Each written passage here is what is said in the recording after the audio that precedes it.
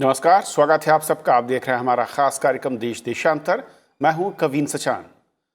केंद्र सरकार ने देश की मैपिंग नीति में व्यापक बदलाव की घोषणा की है। ये बदलाव विशेष रूप से भारतीय कंपनियों के लिए किए गए हैं। भारत को आत्मनिर्भर बनाने के लिए नीतिगत बदलाव एक बड़ा कदम बताया जा रहा है और जानकारों के मुताबिक इस कदम से डिजिटल इंडिया को एक बड़ा प्रोत्साहन मिलेगा। विज्ञान और प्रौद्योगिकी मंत्रालय ने एक विज्ञप्ति के जरिए कहा कि वैश्विक स्तर पर जो चीज आसानी से उपलब्ध है उसे भारत में प्रतिबंधित करने की आवश्यकता नहीं है और इसीलिए जो भूस्थानिक डेटा प्रतिबंधित था अब भारत में स्वतंत्र तौर पर उपलब्ध होगा। भारत के क्षेत्र के भीतर डिजिटल जियोस्पेशियल डेटा और मैप्स को इकट्ठा करने, तैयार करने, उन्हें प्रेस में डालने, छापने, प्रचारित करने, स्टोर करने और अपडेट करने से पहले जो पहले परमिशन की ज़रूरत होती थी, अब वो ज़रूरत हटाई जाएगी, उसकी ज़रूरत नहीं होगी। समझेंगे इस पूरे मसले को, इस बदलाव के पीछे के वजहों को और इससे फ़ायदा क्या होगा और किस तरीके से इससे देश के तौर पर या कंपनियों के नज़रिए से एक या इंडिविजुअल यूज़र कैसे इससे लाभान्वित होगा। हमारे साथ 3 खास मेहमान हैं। हमारे साथ DST government of India joint secretary Sunil Kumar ji हैं, आपका स्वागत है। अजेंद्र कुमार हैं, CEO हैं SRI इंडिया से, आपका स्वागत है सर। और राकेश वर्मा जी हैं, CMD हैं मैप इंडिया, आपका भी स्वागत है। शुरुआत में सुनील जी आपसे करना चाहूँगा कि अब तक हम देखते थे कि ये एक क्षेत्र ऐसा था जिस प्रतिबंधित था और प्री परमिशन के साथ ही यहाँ पर कंपनियों को इजाज़त थी। इसे बदलने या मैं कहूँ कि नियमों में ढील देने की ज़रूरत क्यों महसूस की गई है? देखिए, ये जरूरत मेरे ख्याल से काफी दिनों से महसूस हो रही थी। यदि देखा जाए तो इसके पीछे 200-300 साल का इतिहास होगा। किसी जमाने में यदि हम लोग सर्वे मैप की बात करते थे तो शायद वो मिलिट्री से जुड़ा होता था। आजादी के पहले जो उस समय के शासक थे उनके लिए ये मिलिट्री के अलावा अर्थव्यवस्था पे नियंत्रण रखने का भी एक जरिया होता था और ये प्रथा तब से चली आ रही थी, आजादी के बाद भी।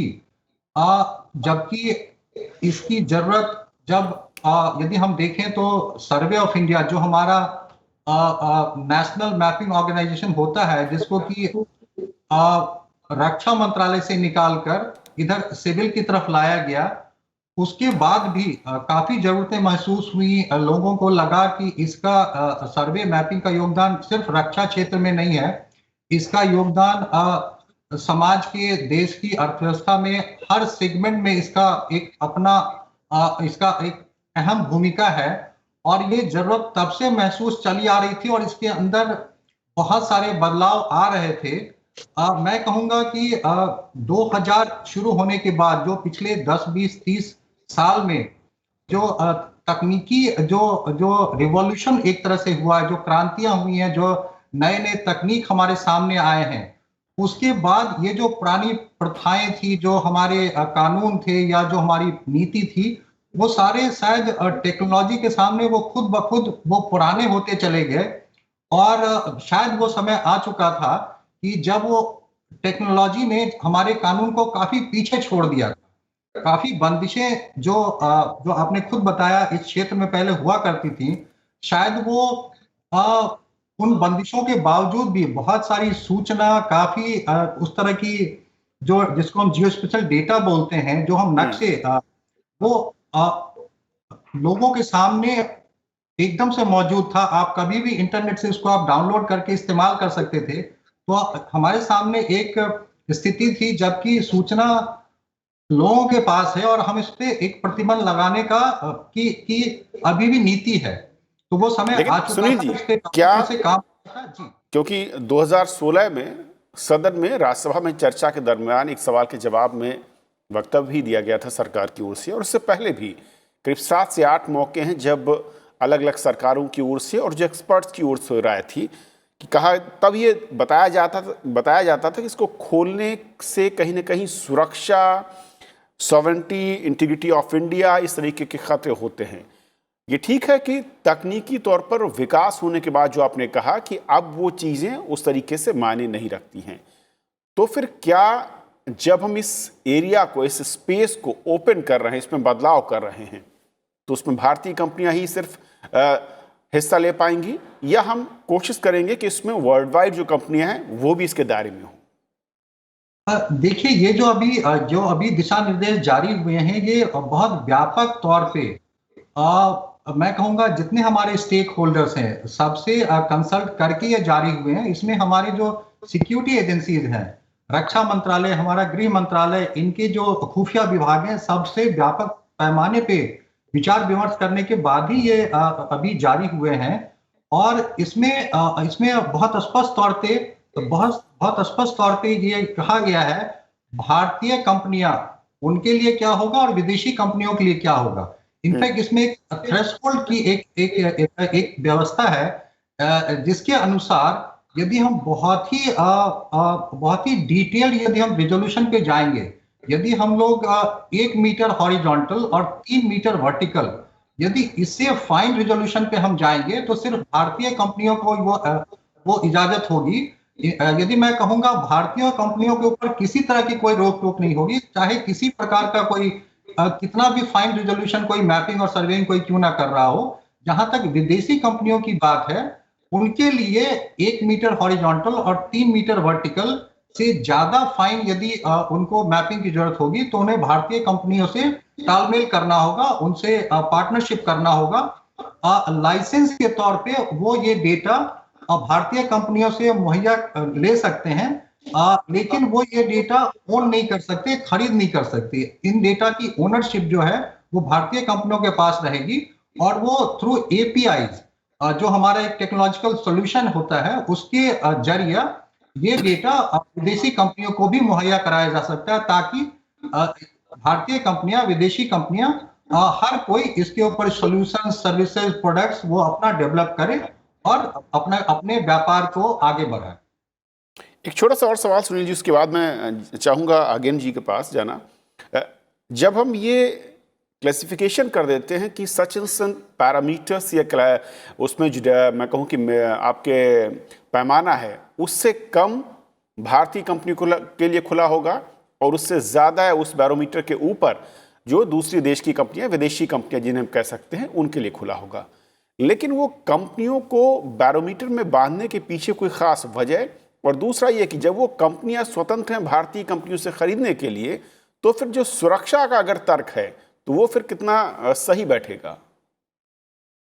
देखिए, ये जो पैमाने जो फिक्स किए गए हैं, जैसा मैंने कहा, व्यापक तौर पर विचार विमर्श कर किया गया है।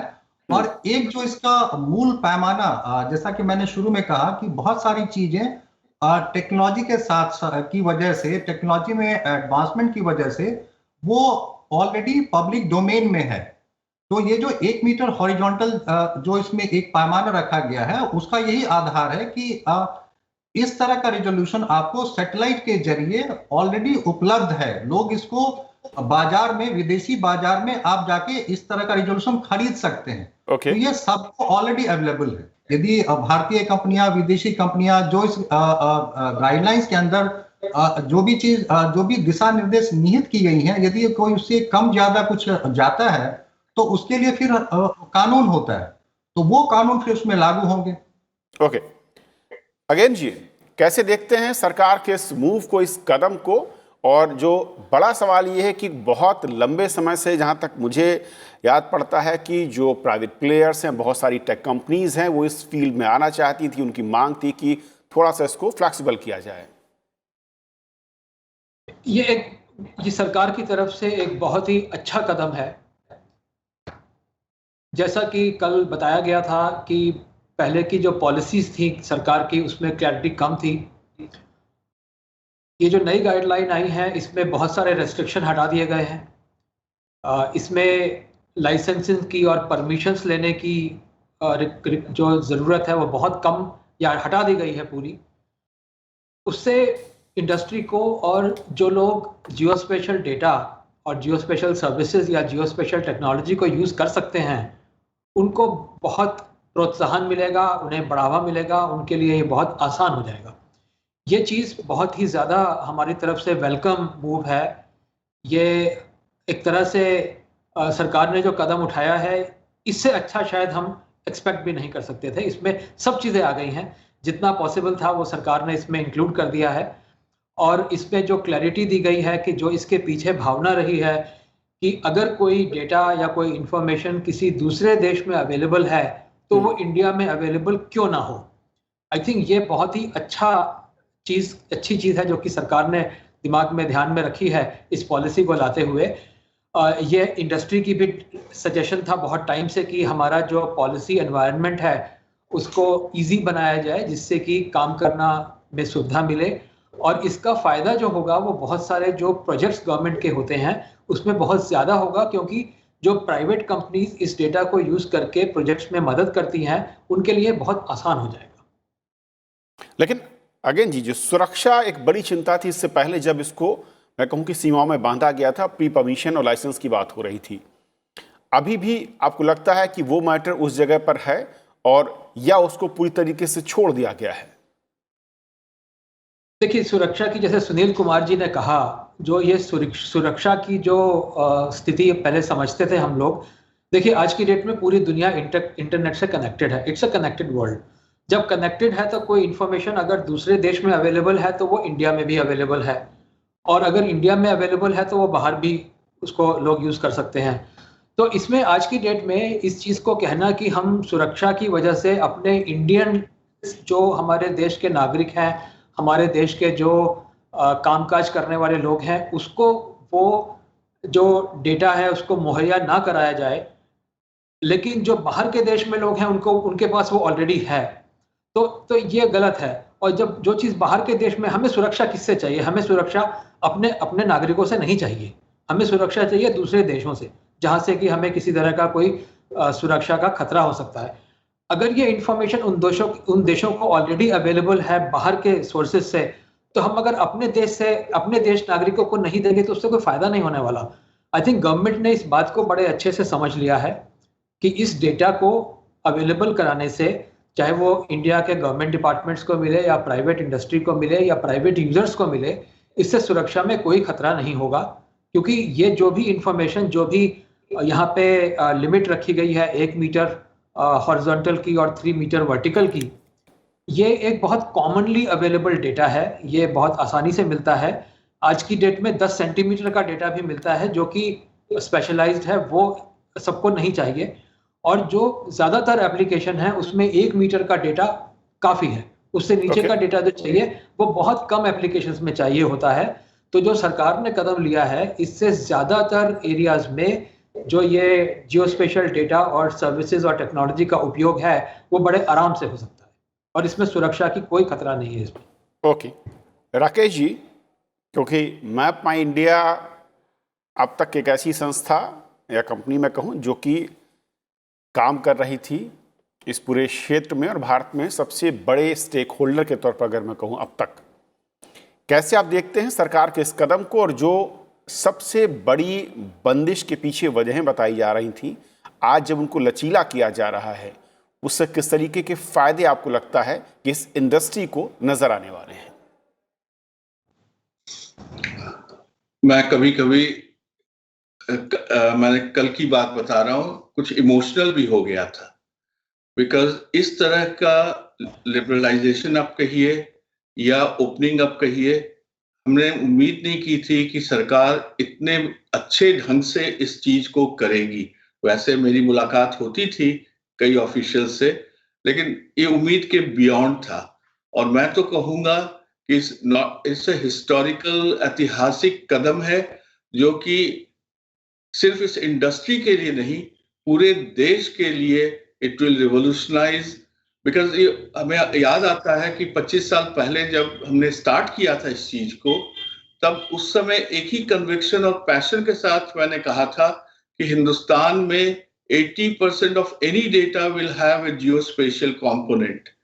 आज तो हम जानते ही हैं कि किसी भी क्षेत्र में आप ले लीजिए, जियोस्पेशियल डेटा की सख्त जरूरत है। भले सरकार अपने गवर्नेंस के लिए सोचे या बिजनेसेस अपने प्रोडक्टिविटी के लिए समझे या बिजनेसेस समझे कि कैसे नागरिकों को सुविधा दे पाए। मैं तो नाम जोड़ना शुरू कर दूंगा, लेकिन उसकी जरूरत नहीं है। तो इस तरह के लिबरलाइजेशन और गाइडलाइंस जो आए हैं, मैं तो कहूंगा कि इससे गेम चेंजर, और इसका हेल्प जो आएगा हर तरीके से आएगा। सबसे पहले तो मैं कहूंगा कि इंडिया का जो 5 ट्रिलियन इकोनॉमी की तरफ जो हम काम कर रही है, देश जो काम कर रही है, this will help towards that. उसका कितना पोर्शन होगा 5 ट्रिलियन का, वो मैं नहीं कह सकता हूं। लेकिन दूसरा जो डेटा आया हुआ है कि 1 लाख करोड़ जियो स्पेशल इंडस्ट्री में 25 लाख एम्प्लॉयमेंट होगा, ये तो मैं कहूंगा शायद उससे ज्यादा होगा, ये मेरा विचार है। अब उसके बाद अगर हम ये सोचें कि किस तरह से इंडस्ट्री में, तो जब स्टार्टअप्स की बात आती है तो स्टार्टअप सिर्फ जियो स्पेशल इंडस्ट्री की बात नहीं है, स्टार्टअप तो हर क्षेत्र में है। तो जब स्टार्टअप हर क्षेत्र में है और उनको एपीआई के थ्रू जब उनको अच्छे से मिलने लगेगा, जो मैपमंडिया भी अपने एपीआई को कम से कम हजारों कस्टमर्स को देती है और भी लोग देते हैं, तो उस तरह से जब यूटिलाइजेशन हो जाएगा, किसी को डर नहीं रहेगा कि वो डेटा यूज कर रहा है तो उसके लिए उसको परमिशन मिला है, या जिससे ले रहा है उसको परमिशन मिला है। जब ये सब तरह की असुविधाएं दूर हो जाती हैं, तो businesses, industries, they can work very comfortably and keep working. Hindustan में टेक्नोलॉजी का कोई अभाव नहीं है। मैं तो कहता हूं कि अपने देश में जिस तरह से टेक्नोलॉजी अवेलेबल है ऑलरेडी, और जिस तरह से स्टार्टअप्स टेक्नोलॉजी के ऊपर लगे हुए हैं, ये एक क्षेत्र है जियो स्पेशल जिसमें Indian technologies can cross and do better than the world's technologies available. भले वो स्ट्रीट व्यू मैप हो या आर्टिफिशियल इंटेलिजेंस लेकर हो, सारी चीजें इस देश में अवेलेबल हैं आज। ये तो मैं दावा के साथ बोल सकता हूं। Okay sir. सुनील जी, थोड़ा सा मैं दर्शकों के नज़रिए से, एक आम जन के नज़रिए से समझना चाहूँगा। जो अगेन जी ने कहा कि 1 मीटर बाय 3 मीटर जो डायमेंशन के मैप या जो भी स्पेसिफिकेशन के साथ आप ओपन कर रहे हैं, जब प्री कंडीशन नहीं होगी परमिशन की, तो इसे चेक करना कितना और कैसे आप करते हैं, क्या प्रोसेस होता है? क्योंकि तब बहुत सारी कंपनियां होंगी और जिस तरीके की लेटेस्ट टेक्नोलॉजी आ रही हैं, उसके ज़रिए क्या हम ये बंदिश लगा पाएंगे कि किस डायमेंशंस के साथ वो इसकी मॉनिटरिंग हो पा रही है, या किस लेवल तक जाके वो मैपिंग कर पा रहे हैं? देखिए, इनफैक्ट आपने गौर किया होगा पिछले कुछ सालों में सरकार की नीति अटेस्टेशन से सेल्फ सर्टिफिकेशन की तरफ जाने की रही है। इनफैक्ट इस गाइडलाइन के जरिए भी इसकी भी मूल भावना यही है कि हम कोई प्रायर अप्रूवल की अब बात नहीं कर रहे हैं। जो हमारी कंपनियां हैं या जो भी इस देश का नागरिक है, आमतौर पे कोई कानून की उल्लंघना नहीं करता है, ऐसा हमारा मानना होगा। और हम ये विश्वास करेंगे और हमें पूरा भरोसा है कि सेल्फ सर्टिफिकेशन के जरिए लोग अपना काम करेंगे और वो अपना काम बखूबी करेंगे, वो कानून के दायरे के अंदर रहकर ही काम करेंगे। और उसके बावजूद भी यदि कोई एलिमेंट जो एक दो कुछ इस तरह के केसेस होते हैं, तो उसके लिए एक अलग व्यवस्था है, उसके लिए पूरी कानून की एक वो लागू करने की जो देश के अंदर व्यवस्था है, जिसमें कि खुफिया एजेंसीज भी शामिल होंगे, तो वो अपना अपना काम करेंगे। ठीक है, क्योंकि जो एक्सपर्ट हैं, खासतौर पर सुरक्षा से जुड़े हुए लोग हैं, वो मिलिट्री बेस, इस तरीके के जो भी हमारे संस्थान प्रतिष्ठान होते हैं, उसको लेकर उनकी चिंताएं हैं। उन चिंताओं को आप कैसे देखते हैं और कैसे आप उन्हें यकीन दिलाएंगे कि वो इसके दायरे से या इसके चलते उन पर कोई खतरा नहीं होगा? जैसा कि मैं बार बार कह रहा हूं कि ये जो अभी दिशा निर्देश जारी हुए हैं, ये सबसे सलाह करके हुए हैं। आप इस बात को यकीन मानिए कि ये सबसे बातचीत करके जो सबसे अच्छा जो इसमें एक रास्ता निकलता था, ये वही रास्ता चुना गया है। मैं दो बातें कहूंगा। एक तो फिर से वही बात कि बहुत ज्यादा सूचना ऑलरेडी वो पब्लिक डोमेन में उपलब्ध है, आप इंटरनेट पे जाके डाउनलोड कर सकते हैं, तो उस सूचना को छुपाने का कोई मतलब नहीं, उसके लिए यदि कोई पहले की कोई नीति या उस तरह का कोई गाइडलाइन रहा है तो उसको हटाने का समय तो शायद बहुत पहले आ चुका था, कुछ दिनों पहले तो आ ही चुका था। इसके अलावा मैं एक चीज और कहना चाहूंगा कि यदि आप ग्राउंड पे, यदि आप फिजिकल एक्सेस की बात करें, मैं आपको एक उदाहरण देना, एक मिसाल के तौर पे बात करना चाहूंगा। गाइडलाइंस में बहुत स्पष्ट तौर पे कहा गया है कि इस गाइडलाइन के जरिए किसी को ये हक नहीं मिल जाता कि जहां यदि कोई फिजिकल एक्सेस ऑलरेडी यदि वो मना है तो आप इस गाइडलाइन को दिखाकर, ऐसा नहीं है कि आप किसी प्रीमाइस के अंदर, जो कोई हमारा मान लीजिए कोई कंट्रोल प्रीमाइस है जहां कोई सिक्योरिटी कंसिडरेशंस हैं, वहां ऑलरेडी कोई सुरक्षा व्यवस्था है, तो इस गाइडलाइन की वजह से आपको वहां अंदर जाने की इजाजत नहीं मिलती है। यदि मैं ड्रोन फ्लाइंग की बात करूं इस देश में, तो वो हमारा जो एरियल स्पेस है उसके अंदर अपना रेगुलेशन है, उसके अंदर कुछ क्षेत्र है जिसके ऊपर आप कोई कुछ फ्लाई नहीं कर सकता, नो ऑब्जेक्ट कैन फ्लाई। तो यदि कुछ वहां फ्लाई ही नहीं करेगा तो सर्वे मैपिंग की तो बात ही नहीं होती है। ठीक है, तो मैं ये कहना चाह रहा हूं कि ये जो गाइडलाइन है ये सर्वेइंग मैपिंग के लिए है, सुरक्षा की व्यवस्था अलग से है जो मेरे ख्याल से काफी दुरुस्त है और इससे उनको कोई खतरा नहीं होना चाहिए। अगेन जी, अब मैं इंडस्ट्री और उसके फ्यूचर प्रोस्पेक्ट पर आना चाहूँगा कि कैसे इसका विस्तार आप देखते हैं, और कहा जा रहा है कि डिजिटल एरा में ये एक बहुत बड़ा न सिर्फ रेवेन्यू के नज़रिए से, जैसा कि कहा राकेश जी ने, बल्कि रोज़गार के नज़रिए से और कई इसके अलग अलग डायमेंशन से जहाँ पर इसका इम्पैक्ट पड़ेगा। वो क्या क्षेत्र हैं, किस तरीके से वहाँ पर इम्पैक्ट आप देखते हैं आने वाले वर्षों में? तो इसमें देखिए ऐसा है कि इससे एक तो रोजगार बढ़ाने में बहुत मदद मिलेगी। जियो स्पेशल एरिया जो है, इसके अंदर बहुत सारे डिफरेंट जॉब कैटेगरीज होते हैं। इसमें सर्वेयर होता है, डेटा टेक्नीशियंस होते हैं, उसके बाद जो लोग प्रोग्रामिंग करते हैं वो होते हैं, उसके बाद डेटा साइंस वाले लोग होते हैं जो कि हायर लेवल पे। तो अलग अलग कैटेगरीज में बहुत सारे जॉब्स क्रिएशन का मिलेगा। और क्योंकि ये पॉलिसी का सबसे बड़ा जो इम्पैक्ट है वो डेटा कलेक्शन और डेटा प्रोसेसिंग उस पर आने वाला है, तो जो लोअर लेवल के जॉब्स हैं जहाँ पे सर्वे की रिक्वायरमेंट है या डेटा डिजिटाइजेशन की रिक्वायरमेंट है या डेटा प्रोसेसिंग की रिक्वायरमेंट है, उसमें बहुत ज़्यादा नए रोजगार क्रिएट होंगे इस पॉलिसी की वजह से। और ये हमारे आई थिंक रिक्वायरमेंट है, क्योंकि उस लेवल पे जिन लोगों ने 12th किया है या कोई डिप्लोमा किया है उनको काफ़ी जॉब मिलेंगे। उसके अलावा जो हायर लेवल है जहाँ पे कि हमारे पोस्ट ग्रेजुएट लेवल के लोग या डेटा साइंटिस्ट आते हैं, वहाँ पे बड़ी स्पेशलाइज्ड एप्लीकेशन बनाने का मौका मिलेगा, जिससे कि डिसीजन मेकिंग में, देखिए इसके जब मैं डिसीजन मेकिंग की बात करता हूँ, इसमें हमने देखा कि बहुत सारी एप्लीकेशंस जियो स्पेशल टेक्नोलॉजी की हमारे सामने हैं। इसमें डिजास्टर मैनेजमेंट की एप्लीकेशंस आती हैं, इसमें इंफ्रास्ट्रक्चर डेवलपमेंट की एप्लीकेशन आती है, लैंड मैनेजमेंट की आती है। अभी सरकार की स्वामित्व स्कीम जो सरकार की है उसमें ड्रोन से सर्वे होता है, उसमें बहुत सारा डेटा कलेक्ट होता है और उससे जो विलेज लेवल पे मैपिंग हो रही है और उससे जो प्रॉपर्टी विलेज लेवल पे प्रॉपर्टी का टाइटल मिल रहा है, I think those are game changing areas, game changing initiatives of government, जिससे कि इस देश में बहुत बदलाव आएगा। और उसके अलावा हमने ये भी देखा कि जैसे अभी कोविड के टाइम पे बहुत सारी जियो स्पेशल टेक्नोलॉजी का यूज़ किया गया, जिससे कि काफ़ी सारे गवर्नमेंट डिपार्टमेंट्स को ये मदद मिली समझने में कि कोविड का कहाँ विस्तार हो रहा है, इसको क्या कंट्रोल करें, क्या एक्शन लें, और जो एक्शन लिया है उसका क्या इफेक्ट हुआ है। तो इस तरह की बहुत चीज़ें हैं जो ये टेक्नोलॉजी को, जिसको ये टेक्नोलॉजी सपोर्ट करती है। हमारे सामने पानी की समस्या है, हमारे देश में पानी की कमी है। हमारे देश में इलेक्ट्रिसिटी डिपार्टमेंट्स जो है, अभी गवर्नमेंट ने बजट में अनाउंस किया है कि जो इलेक्ट्रिसिटी डिस्ट्रीब्यूशन है वहाँ पे सुधार की आवश्यकता है।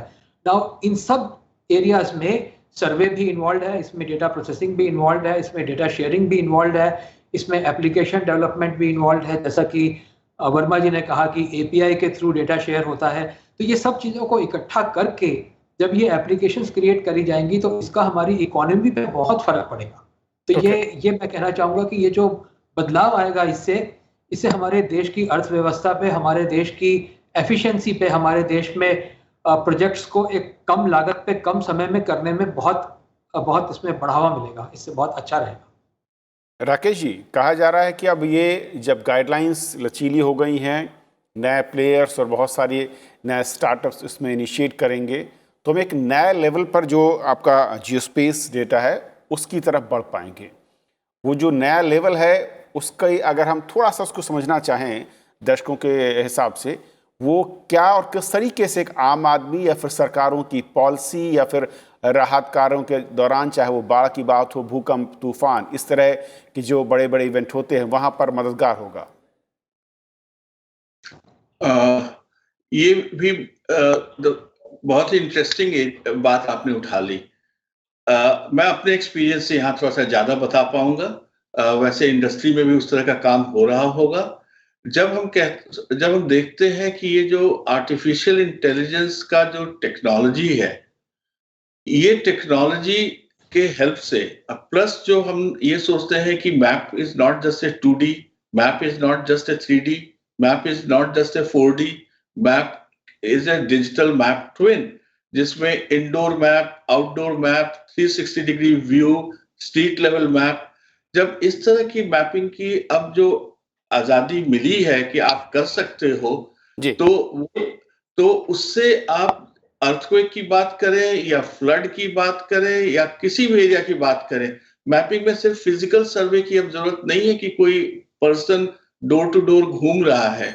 अब तो ये गाड़ी से, ड्रोन से, सैटेलाइट इमेज से, यूजिंग द सॉफ्टवेयर टेक्नोलॉजी जिस with AI, artificial intelligence and all that, I mean, I'm hoping, मेरे desires हैं कि next 5 years में कंट्री का डिजिटल मैप ट्विन बन जाए।